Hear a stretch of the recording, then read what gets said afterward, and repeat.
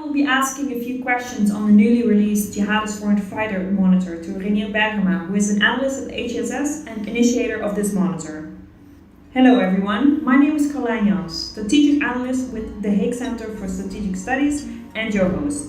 You're listening to a new episode of the HCSS podcast. If this is your first time listening, then thanks for coming. Feel free to add the podcast to your favorite RSS feed or iTunes and follow us on SoundCloud. You can find more about Renier and myself on our website, hcss.nl, or via our Twitter handle @hcssnl. Hello Renier, thank you for coming. My pleasure.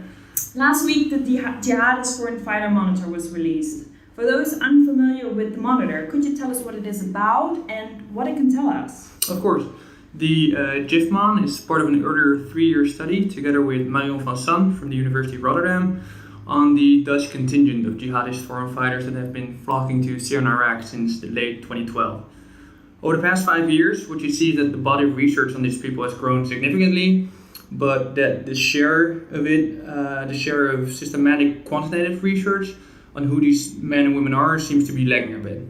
Although existing quantitative studies have produced valuable insights, the unit of observation in such studies are oftentimes selected out of necessity on the basis of availability without having sufficient regard for representativeness as well as the generalizability of the findings. So a strong evidence-based understanding of the backgrounds of these men and women is crucial to identify trends and developments in foreign fighting as well as terrorism over time. All right, that's interesting. Could you say a little bit more? I don't know if you can share this with us, how you went about of creating this monitor, what was the motivation or rationale behind it, but also how did you get the data? Well, currently we're working with some other researchers to include data of other contingents of foreign fighters, for example Belgium and Switzerland, to create somewhat of a comprehensive overview of the European contingent of foreign fighters. This would allow us to conduct comparative analysis on these different countries so we can sort of enhance our understanding of who these people are and to what extent these characteristics are particular for a given country. So how does the Dutch sample relate to the Belgian sample, or what can we tell about the share of converts in Switzerland compared to the share of converts in the Netherlands? All right, so the monitor is in elaboration and still building, but currently focusing on Dutch foreign fighters. And could you maybe elaborate a bit on what the main findings are from the monitor at this point? Yeah, of course. The database allows us to take somewhat of an outside-in approach, which offered us some interesting insights. I think first of all, the data shows that throughout time, we can see different waves of fighters. The first wave occurred following the violent escalation of the protests in Syria in late 2012. Then we've witnessed a second wave occurring more or less after the chemical attacks in Ghouta, in the outskirts of Damascus, in the second half of 2013. And eventually we've seen the third wave starting following the proclamation of the Caliphate in June 2014. And although this does not necessarily allow us to make inferences of the motivations of an individual, it does tell us that even with a relatively small sample like the Netherlands, there were different people with vastly different motivations for trying to Syria and Iraq. If you look at the third group, they seem to have different ambitions than the first one. So within the sample you've looked at, what is one of the most interesting findings in terms of different groups you can identify? What seems to be interesting is that the share of converts among foreign fighters, especially in the Netherlands, seems to be relatively high. In the Dutch sample, about 13% is considered to be a convert to Islam. And if you compare that to the share of converts in the wider Dutch Muslim community, which is about 2%, it seems the share among foreign fighters is about 7 times as high as their share in the Dutch Muslim community. This group tends to have relatively little knowledge of Islam, which makes them more susceptible for extremist influences. Moreover, their piousness gives them some sort of status, and the more loyal they are to the cause, the more respect they will gain among their fellow jihadi peers. Does the monitor also tell us something about the social context of the foreign fighters in the Netherlands? Yeah, we have the existing idea of teens radicalizing in their attic in full isolation, but that's on the basis of this data, it seems rather unlikely. Virtually all fighters in the sample are connected to fellow jihadi peers portraying this in Iraq, and especially offline. these networks were not merely virtual.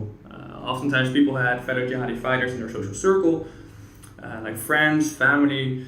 So the notion of radicalization in full isolation seems rather unlikely, especially if you look at the data. So you've talked about the different waves of foreign fighters leaving towards the caliphate. Currently there's a lot of talk and reporting about the so-called fall of the caliphate. Looking at the monitor and looking at the recent developments, what in your opinion, or looking at the monitor, what does the future hold for us? I think on the basis of the available data, it's difficult to predict what will happen in the future. About 5,000 Western European fighters, about 1/3 has already returned. Not a fair share has died in conflict or will most likely die in the near future. More importantly, the fall of the caliphate will likely create an influx of returnees, of which some will definitely return to Western Europe. So that is one of the big challenges to Europe. Oh yeah, definitely. I think that it's imperative that the European intelligence community will need to monitor these people, even though I think that some of them will be happy that they made it back alive. But the overburdened intelligence service will have a hard time to monitor all of them, in addition to the stay-at-homes that may pose a threat to our security. Some of them may also return to another country and will, in the worst case, disappear from our radars, which emphasizes also the importance of intelligence sharing. In the past, we've seen nationals from other countries staging attacks abroad, like we've seen in the Jewish Museum attack in Brussels in May 2014, as well as the November 2015 Paris attacks. In the end, our security will depend on the weakest link in the system.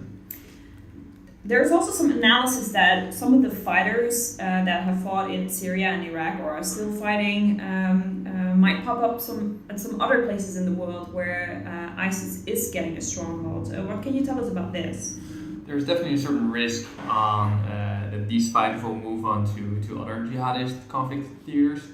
We've seen that in the past, from people fighting in Bosnia eventually ending up in Afghanistan and Iraq.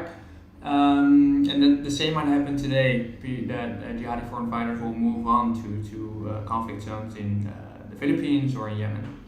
So that's also why it's so crucial that we enhance our understanding of who these people are, so we can develop strategies that prevents them from joining conflicts, not only now, but also in the future. All right, I think the monitor will definitely be a good contribution to this. Thank you, Rainier, for being with us. My pleasure. For further analysis, please take a look at the monitor and the study that Rainier has co-authored. And if you'd like to hear more podcasts like this one, follow us on our social media channels and stay tuned for our next podcast episode.